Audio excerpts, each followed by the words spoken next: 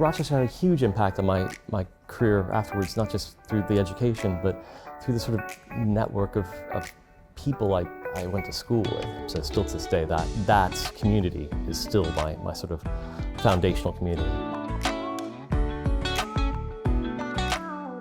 I just wanted to start off by asking where you're originally from and what made you choose the University of Rochester? Well, that's a tricky question because I grew up moving around a lot. So I grew up mostly in South and Southeast Asia. So I was born in Singapore, went to elementary school in Thailand, went to high school in India. And my grandfather had gone here, so I sort of was aware of the university.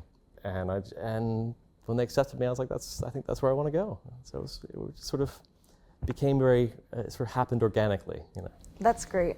And then I know you double majored. I was wondering how you decided to major in political science and fine arts. I didn't know what I wanted to major in when I got here. I didn't really have a plan. I probably still don't. And I started taking classes that I was interested in. And the political science courses and the art courses were what I was just gravitating towards. But they were like the subjects I loved. And I liked the fact that they were very different because it sort of helped balance it out. It didn't feel like, it was a double major, but it didn't feel like a double major because they were so different. You know, it didn't feel like I was doubling up the same work because it was completely, you know, I'd be working on a poli-sci paper and then I'd go and be painting. So it was like completely different parts of the brain, which I quite liked. No, I get it. I'm double majoring in political science and business. Oh, yeah. So it also feels like not a lot of work because you're doing two completely different things. I imagine. Yeah. Yeah. And it's also kind of nice because in one way you're working on essays and then the other one you're learning about the financial market. So it's working two parts of your brain, which I like. Yeah. What made you do poli-sci and business? I was always interested in political science, or I kind of think like the social justice aspect of it. I thought I wanted to be a lawyer, and obviously my parents are immigrants, and I thought I wanted to do something to help the community, but I realized you don't really have to be in politics or be a lawyer to really do that. And then, yeah, I came in as a political science major, took some classes, absolutely love it, still am majoring in political science, but then also became interested in business and that aspect. So then I added the business major, did a fellowship with JP Morgan sophomore year, then intern junior year, and now I'll be going there full time. So I'm really excited. Yeah, that's great. I mean, when I graduated, I didn't really know what I wanted to do still, but I did know, you know, I wanted to do something that felt of value, you know, that actually made a difference. And I really fell into journalism. It wasn't my plan when I left Rochester. I was living in New York, and through a friend at Rochester, I got a entry level job at CNN. But a few months after I joined CNN, 9/11 happened, and it really just sort of crystallized for me that this was important, and there were stories that need to be told, and I've realized that's what I wanted to do, and that sort of just set me down a path to really just throw myself into it. And it actually, funny enough, it felt like where the poli-sci and art really sort of crossed, because used a lot of the education I had from studying political science, but then the tactile working with your hand skills of actually producing something that like the sort of art major did. And like, yeah, that's great. I feel like a lot of seniors especially are stressed out about not knowing what life after college is. I think it's nice to hear, you know, you don't have to have it all figured out. You shouldn't. But I think it's really natural and healthy to come out of university and not really know exactly what you want to do.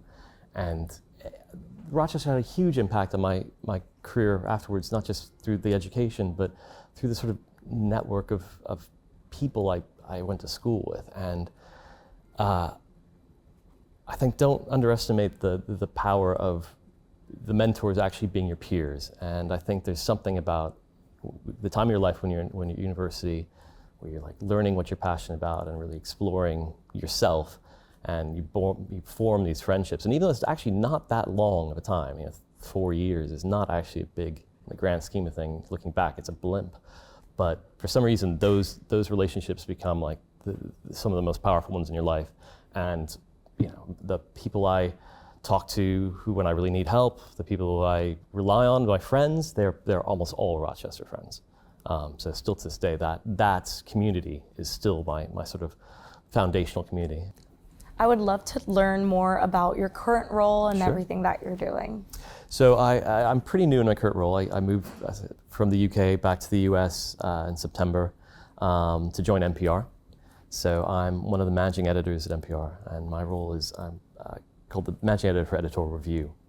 All of NPR's content, which is a lot, so that's podcasts, radio, digital, goes to me or my team for one last sort of edit and review before publication. And so what we're just making sure in this environment, the bar, there's zero tolerance for mistakes. So we just make sure that everything is the journalism is completely buttoned up, which it almost always is, that it's all factually correct, which it almost always is, and frankly the tone is right. It's a lot of content to look at, but it's a great job because I get to sit and read and listen to all the great journalism and music shows that NPR puts on, and I get to go watch Tiny Desk concerts, and it's not a boring time to be covering politics in DC. Whatever you feel about it, every day at work, it's something interesting happens. That's for sure. I'd love to know if you have any advice for students here at the U of R. Yeah, and I think it's a bit what we touched on is that you don't have to know what you want to do. You don't have to have a plan coming into it. Take classes and subject matters that you just find interesting. Like that's a legitimate reason to take a class that just sounds unusual or cool or just curious about it or fun.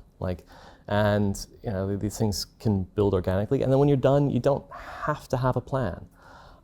If you are really, really passionate about something, your first sort of job in it probably won't be perfect. And I always tell young people who come to me and ask for advice, the hardest job to get in journalism is your first one. So, just don't worry about what it is. It's just it's getting that foot in the door and showing that you're willing to work. And and if you graduate from Rochester, I'm sure you're smart, and I'm sure you're a hard worker. So don't turn your nose up at an opportunity, and have fun. It's like this is like I said, your time at university is a brief moment. Looking back on it, it feels like a long time when you're here, and looking back on it, it's not that long, and it is a great time of your life, and enjoy it. It's insane how many Tiny Desks they do. They do like 2 or 3 a week. And you can kind of tell when it's going to be a big name because they give us a list of who's performing every week. But if it's someone really big, they'll just say TBD, and you're like, oh, that's the TBD one's the one you want to go to because they know exactly who it is. They just don't want to tell everybody. So.